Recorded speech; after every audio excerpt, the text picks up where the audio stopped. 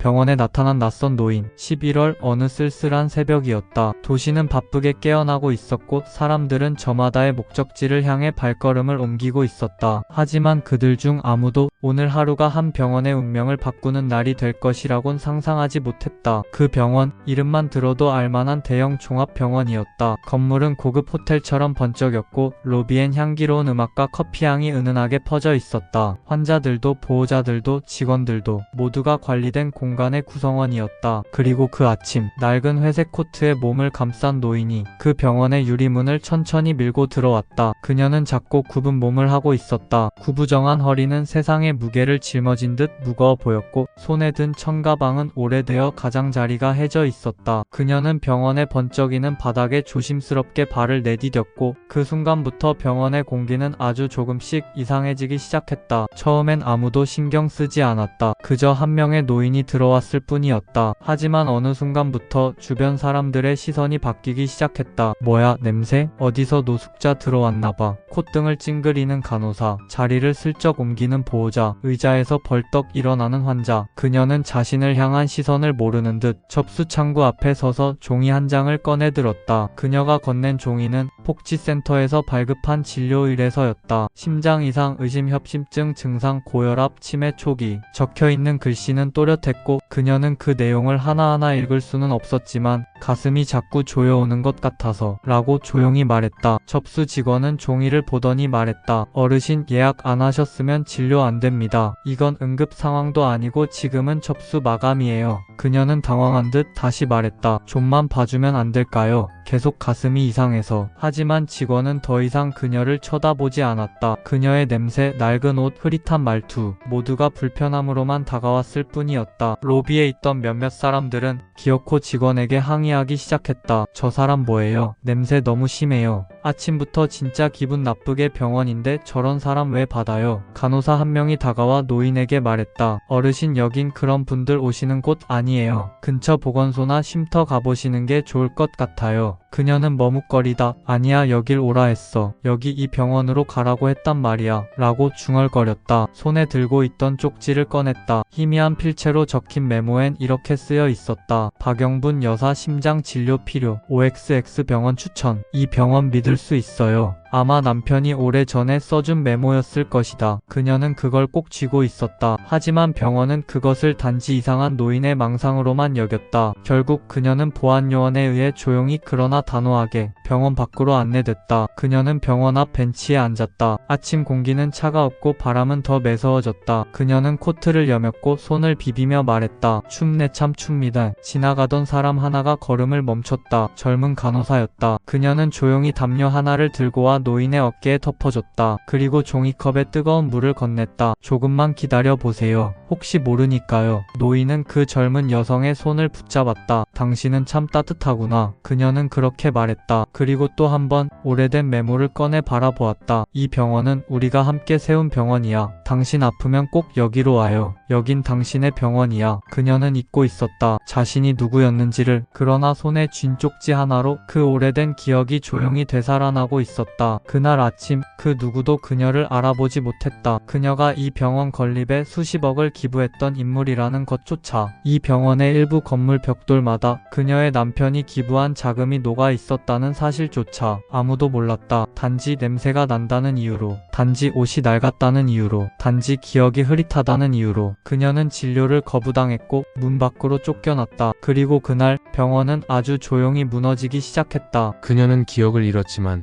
병원은 잃을 것을 잊었다. 다음날 아침 병원은 어제와 똑같이 문을 열었지만 공기에는 묘한 긴장감이 감돌고 있었다. 접수대 직원은 전날 내쫓은 노인의 얼굴이 자꾸 떠올랐고 로비의 간호사들도 뭔가 꺼림칙한 표정을 지었다. 하지만 대부분은 이렇게 생각했다. 그냥 지나간 해프닝이겠지. 어제 일이 무슨 큰일이 되겠어. 그러나 그 생각은 불과 몇 시간 뒤 산산조각 나게 된다. 오전 9시 병원 경영진 전원 긴급 호출. 간부 회의실엔 병원장, 부원장, 법무팀장, 홍보실장, 경영지원실장까지 모두 모여 있었다. 프로젝터에는 한 장의 프로필이 띄워져 있었다. 그녀의 이름 박영분, 나이 82세, 직업 무직, 진단 치매 초기, 그리고 눈을 의심케 하는 한 줄이 이어졌다. 고 박성진 오땡땡 그룹 창업자, 배우자 박영분, 현 오땡땡 문화재단 공동 명의자, 재산 추정 부동산 530억, 현금 120억. 회의실은 정적에 휩싸였다. 설마 어제 그 노인이? 그게 진짜예요?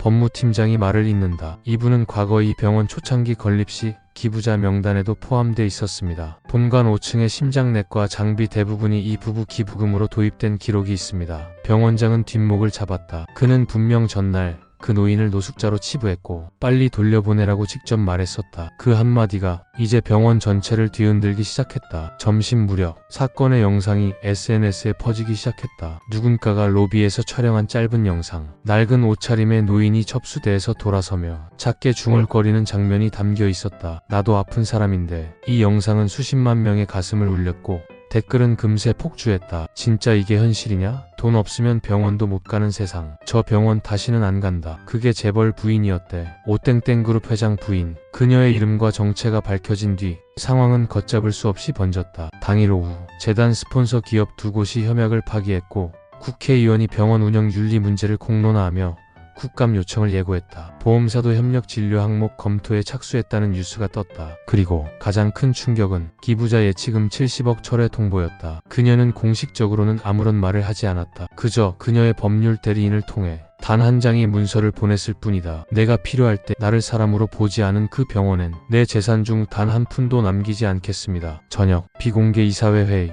병원장 사퇴 요구가 등장했고 의사협회와 후원의 내부 고발자가 생기기 시작했다. 병원장 사무실에는 종일 항의 전화가 쏟아졌다. 전국 각지에서 그리고 언론사에서. 병원의 대표 번호는 결국 차단됐다. 병원장은 고개를 숙인 채 중얼거렸다. 냄새가 난다고 그냥 돌려보냈을 뿐인데 설마가 이렇게 될 줄이야. 그의 말은 더 이상 누구에게도 변명이 되지 않았다. 그녀는 그 와중에도 조용히 있었다. 어디선가 조용히 요양 중이라는 말만 들릴 뿐 기자들의 질문에도 병원의 사과 요청에도 아무런 응답을 하지 않았다. 그녀는 기억을 잃어가고 있었지만 무시당했던 그 순간만큼은 똑똑히 기억하고 있었다. 그리고 그 기억은 어느 누구보다 명확한 폭수였다. 그녀는 소리치지 않았다. 외치지도 않았다. 싸우지도 않았다. 하지만 결국 병원 전체가 무릎을 꿇었다. 우리는 흔히 복수를 크게 외치고 때로는 칼을 들이대는 일이라 생각한다. 그러나 가장 무서운 복수는 조용히 등을 돌리는 것이다. 더 이상 아무 기대도 애정도 없는 상태로 그저 사라져주는 것. 그녀는 그렇게 사라졌고 병원은 그렇게 무너졌다. 그녀는 떠났고 병원은 남겨졌다.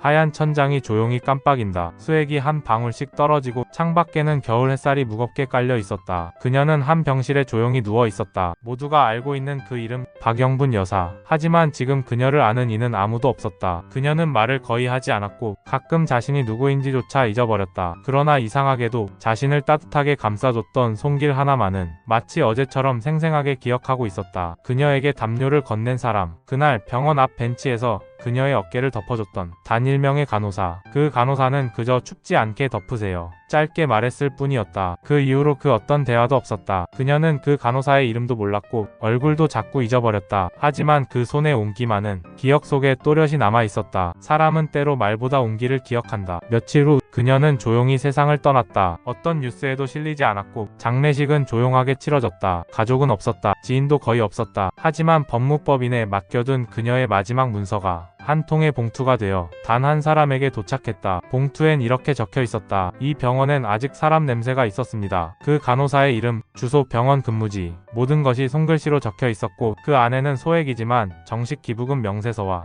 이 짧은 문장이 들어 있었다. 당신은 나를 낯선 냄새가 아닌 아픈 사람으로 봐줬습니다. 고맙습니다. 며칠 뒤 박영분 여사의 일부 유산이 전혀 다른 곳으로 흘러갔다. 한 도시 외곽의 오래된 진료소. 늘 운영난에 시달리던 노인 무료 진료소였다. 그곳에 익명으로 거액이 입금됐다. 보도자료 하나 없이 인터뷰 없이 단지 한 줄의 메모만 남았다. 한번 버려졌던 내가 누군가를 살릴 수 있기를. 그리고 그 병원은 그제서야 제대로 그녀의 이름을 입에 올렸다. 늦은 시간 병원장은 그녀가 한때 기부했던 심장내과 기념 동판 앞에 멈춰섰다. 그는 말했다. 우린 그녀를 몰라봤습니다. 아니, 알려고 하지 않았습니다. 그저 외적인 불쾌함, 사회적 잣대만으로 한 생명을 판단했습니다. 그의 눈에 눈물이 맺혔다. 하지만 이미 너무 늦었다. 그녀는 사라졌고 단지 그 손길 하나만이 기억으로 남았을 뿐이었다. 그녀는 거창한 복수를 하지 않았다. 폭로도 하지 않았고 인터뷰도 회견도 항의도 없었다. 그저 조용히 병원을 떠났고 그 뒤에 무너지는 건물처럼 병원의 이름도 건의도 명예도 하나씩 무너져갔다. 그리고 그 자리에 남은 건 단 하나, 사람. 그녀를 한 사람으로 대해준 단 한 명의 손길. 그 따뜻함은 전국의 수많은 사람들에게 울림을 주었고 그것이 이 사회가 아직 완전히 무너지지 않았다는 증거가 되었다. 그녀의 이름은 뉴스에 자주 오르내리는 재벌가의 누구도 아니었고 기업의 공식 후원자도 아니었다. 하지만 그녀는 한 병원의 정체성을 드러내는 거울이었고 우리 사회의 민낯을 비추는 반사판이었다. 우리가 무시한 사람, 기억하지 못한 사람, 냄새가 난다고 외면한 그 사람, 그 사람이 이 병원의 이 사회에 가장 인간적인 메시지를 남긴 것이다. 사람은 겉으로 평가할 수 없다. 당신이 오늘 외면한 그 사람이 내일 당신을 지켜줄 수도 있다. 박영분. 그녀는 조용히 사라졌지만 그녀가 남긴 손길은 세상을 바꿨다.